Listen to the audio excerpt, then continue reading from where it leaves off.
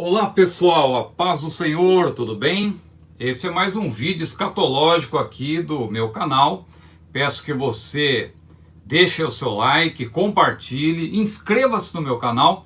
Neste vídeo eu quero falar um pouco sobre o sermão profético, um pouco mais, né? Já tenho falado e quero falar um pouco mais para explicar como que nós podemos interpretar o sermão profético, o sermão escatológico do Senhor Jesus. Ele está em ordem cronológica? Rigorosamente não. Até porque se trata de literatura apocalíptica profética. Não vá confundir com literatura apocalíptica ali similar aos apócrifos que surgiram no período interbíblico. Não. Literatura apocalíptica profética. Significa o quê? Que não está rigorosamente em ordem. Mas como que nós podemos então interpretar? Como saber a ordem dos acontecimentos? Se Jesus não os apresentou em ordem. A Bíblia, repito, explica a própria Bíblia. Eu sempre tenho dito isto. Quando nós falamos de doutrina bíblica, nós não podemos interpretar passagens isoladamente, achando que estamos fazendo uma grande exegese da passagem e o sentido normal do texto. Sim, devemos fazer a exegese de cada passagem, mas ela precisa ser analisada à luz de todas as outras passagens escatológicas, para que aí sim possamos ter uma ordem coerente. Não podemos ser dogmáticos, mas podemos ter uma certa coerência, e é o que eu tenho procurado buscar ao longo desses 30 anos que eu estudo escatologia, pelo menos. Então veja, eu quero apresentar aqui para vocês uma ordem de 7 tópicos do sermão profético. Lembrando que o sermão profético está em Mateus, eu vou aqui citar comumente, a gente fala Mateus 24 a 25, mas eu vou falar de Mateus a partir do capítulo 23, versículo 37, até o capítulo 25, versículo 41. Marcos, todo o capítulo 13, e Lucas, quando eu digo que não está em ordem cronológica, é porque o sermão profético ele não é como um sermão na igreja, que tem começo, meio e fim. Jesus foi apresentando e andando, Jesus ia andando e falando. Se você pegar também o último sermão de Jesus, João capítulo 14 a 16, ele começa no cenáculo, depois ele sai do cenáculo e vai em direção ao Monte das Oliveiras e continua falando, o sermão continua em curso. Então acontece a mesma coisa com o sermão profético. Então outra parte está em Marcos 13 e a outra parte em Lucas 17, 20 a 37 e também no capítulo 21. A partir ali do versículo 5, eu coloquei todo o capítulo. Todos esses textos você deve considerar. Bom, eu tomo sempre como base Mateus 24 a 25, que é onde está a porção maior. Mas não quer dizer que eu ignoro as outras porções, as outras passagens. Não, eu tenho tudo em mente. Mas eu penso que Mateus 24 a 25 nos oferece uma ordem coerente. E eu vou dizer por que ela é coerente. Bom, em primeiro lugar, nós temos que observar que o sermão, claro, ele tem um início. Onde começa o sermão profético? Não começa no capítulo 24, começa antes. Se você ler Mateus 23, você vê que Jesus já estava ali interagindo com os seus discípulos, ao mesmo tempo que ele repreendia os fariseus. Então ele repreende os fariseus e fala do templo, diz que essa casa ficará deserta. E é isso que vai fazer com que os discípulos façam aquela famosa pergunta tripartida do capítulo 24, versículo 3. Senhor, quando serão essas coisas e que sinal haverá da tua vinda e do fim do mundo? Então, nós temos primeiro o início do sermão. Onde ele começa? Em Mateus 23 ainda. Eu coloquei aí a partir do versículo 37. E quando chega no capítulo 24, versículo 3, vem a pergunta dos discípulos que muda o curso das coisas. Faz com que Jesus abra um parêntese, por assim dizer, para explicar, para responder a pergunta dos discípulos. E nós devemos considerar que eles eram israelitas, todos eles.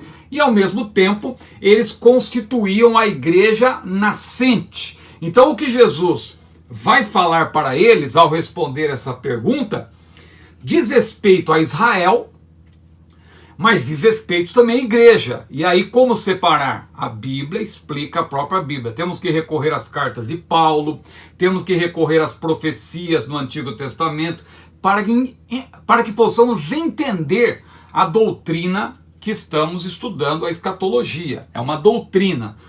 Você não deve pegar passagens isoladas, senão aí alguém pega lá aquela passagem de 2 Tessalonicenses capítulo 1, 7 a 10, diz que quando Jesus voltar já vai acontecer tudo. Ou aquela passagem de Pedro que diz que Deus vai destruir tudo. Não, meu irmão. A escatologia tem passagens gerais que são pormenorizadas mediante outras.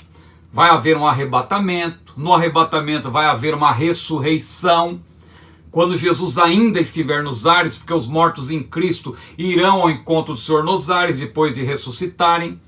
E lá, em Apocalipse 20, tem uma outra ressurreição, que faz parte da primeira também, porque é uma modalidade, eu já expliquei aqui em outro vídeo, quando os pés de Jesus estiverem na terra. Viu como a Bíblia explica a própria Bíblia? Não adianta você querer dizer que vai acontecer tudo de uma vez, não. A Bíblia apresenta eventos que, na verdade, não tem como harmonizá-los, são eventos diferentes. E aqui nós vemos isso também. Então veja, primeiro início do sermão. Aí Jesus dá uma longa resposta. Senhor, quando serão essas coisas? E que sinal haverá da tua vinda e do fim do mundo? Ele começa a explicar, é a resposta aos discípulos, que eram israelitas, que vai do versículo 4 até o versículo 35.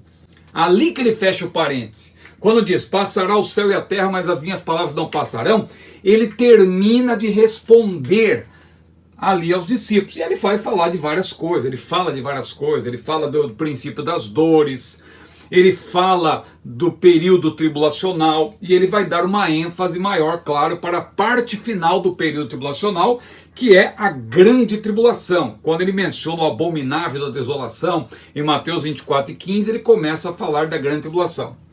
Aí vem o grande ponto da discórdia, o grande ponto da desavença. O sermão profético menciona o arrebatamento?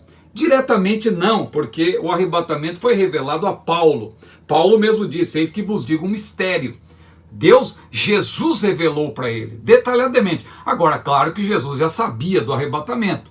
Então nós podemos ver, à luz do que Paulo ensina, que Jesus já lançou a semente para deixar claro posteriormente a doutrina do arrebatamento. Então aqui nós vamos ver essa semente, por quê? É o terceiro tópico aqui, ó, alerta sobre o arrebatamento. Por quê? Porque a partir de Mateus 24 e 36, Jesus disse, ele já tinha fechado o parêntese, engana-se quem pensa que está tudo numa ordem, vai emendando uma coisa a outra. Eu vou provar daqui a pouco que não está em ordem cronológica. Primeiro porque a literatura apocalíptica, e uma das características da literatura apocalíptica é que não há ordem cronológica. Os profetas do Antigo Testamento, por exemplo, eles profetizavam sobre a primeira e a segunda vinda ao mesmo tempo, como se fosse uma coisa só. À luz do Novo Testamento é que nós entendemos que Isaías, lá no capítulo 61, falava de duas vindas, Zacarias, no capítulo 9, falava de duas vindas. Nem João Batista entendeu isso. Por que você acha que ele mandou perguntar se Jesus era o Messias mesmo? Porque ele não sabia que haveria uma primeira vinda e depois Jesus se manifestaria segunda vez, não é? Como diz lá em Hebreus capítulo 9, versículo 28. Então veja bem, alerta sobre o arrebatamento. Por que eu sei que Jesus está falando sobre o arrebatamento?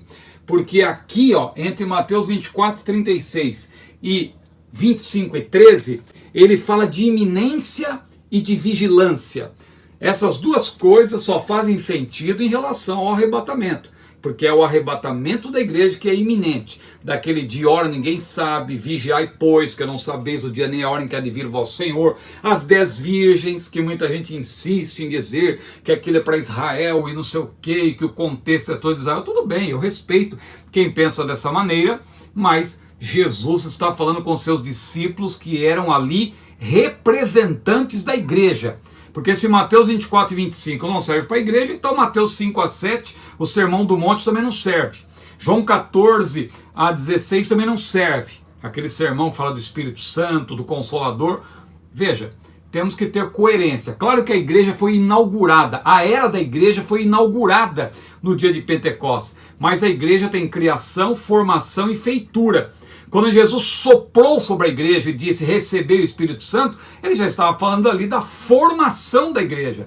A igreja já estava formada, mas no dia de Pentecostes houve aquele evento inaugural, ou seja, Deus tornou pública aquela obra que Jesus realizou e a partir dali a igreja começou, claro, propagar o evangelho por toda parte, claro, não imediatamente, porque ainda os discípulos ficaram ali em Jerusalém, precisou haver uma perseguição para que houvesse um espalhamento dos pregadores, exceto os apóstolos que continuaram lá em Jerusalém. Então vamos lá. Então nós temos o arrebatamento, nos versículos 24 e 36 a 25 a 13. Em seguida vem uma abordagem sobre o tribunal de Cristo, porque ali fala de obras, fala dos talentos, e foi dado 5 talentos para um, e 2 talentos para outro, e 1 para outro. É uma parábola, não é? Aliás, a última parábola de Jesus, esta parábola dos talentos, que alude ao tribunal de Cristo. Ah, mas lá no meio não fala do inferno também? Fala, porque há pessoas que sequer vão passar pelo tribunal de Cristo.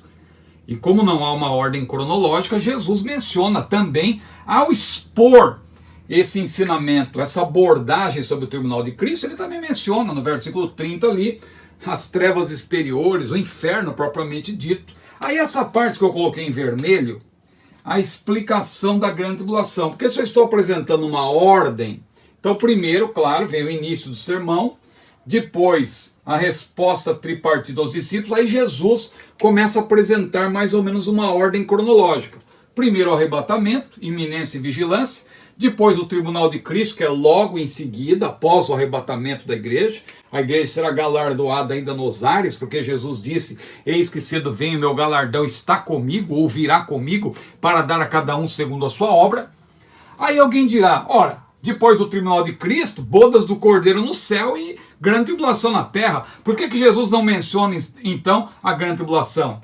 Porque ele já tinha pormenorizado a grande tribulação, quando ele abriu parênteses para explicar, para responder a pergunta tripartida dos discípulos.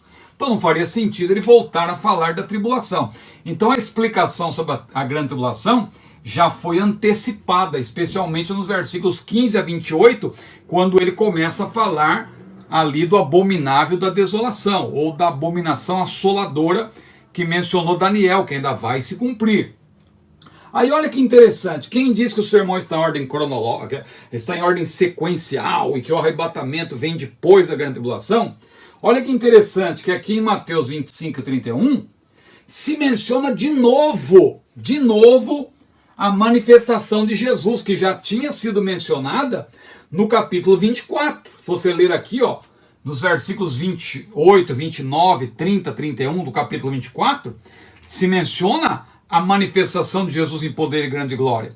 E depois se menciona iminência e tal. Agora, de novo, diz que Jesus, quando ele voltar na sua glória, com poder e grande glória, ele vai reunir as nações. Agora, por que então que menciona o tribunal de Cristo e em seguida vem para a manifestação em glória?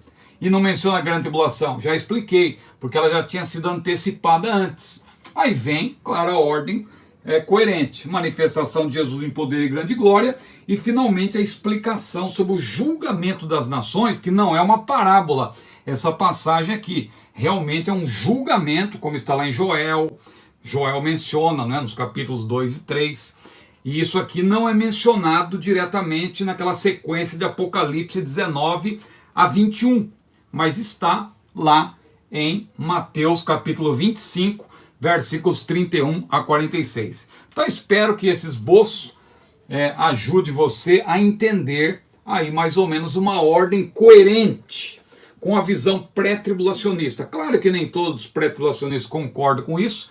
A maioria dos pré-tribulacionistas, para refutar os pós-tribulacionistas, prefere dizer que não tem arrebatamento no sermão profético, mas eu e alguns outros estudiosos, o próprio Stanley Horton, Antônio Gilberto, John MacArthur e vários outros da Assembleia de Deus, né, os comentaristas, Escola Dominical do Assembleia de Deus, todos vêm dessa forma como eu estou aqui apresentando, né?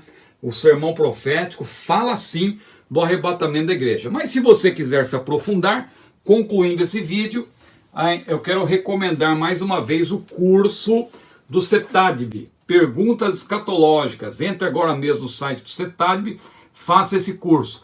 Também adquira os livros da chamada. Olha aqui, ó, eu tenho apresentado esses livros, o que devemos pensar sobre Israel, a apostasia vindoura, como foi nos dias de Noé, né? Quando a trombeta soar, 1ª e 2ª Tessalonicenses, de John Alvor, e assim por diante. E mais 2, que não são propriamente livros de escatologia, mas que também eu recomendo, que chegaram para mim há pouco tempo, Hebreus, de Dwight Pentecost, e também a Trindade, a Igreja e a Realidade Social, né? São livros da chamada que você pode adquirir com desconto, entrando lá nesse site que está aparecendo aqui embaixo e usando o meu código, o meu cupom de desconto, ZIBORD 2021. Tá certo? Que Deus abençoe a sua vida, compartilhe esse vídeo, curta-o, é importante você deixar aí o seu like, né, para fortalecer o canal, e inscreva-se também, e é um prazer estar aqui com vocês mais uma vez. Que Deus abençoe a todos, a paz do Senhor.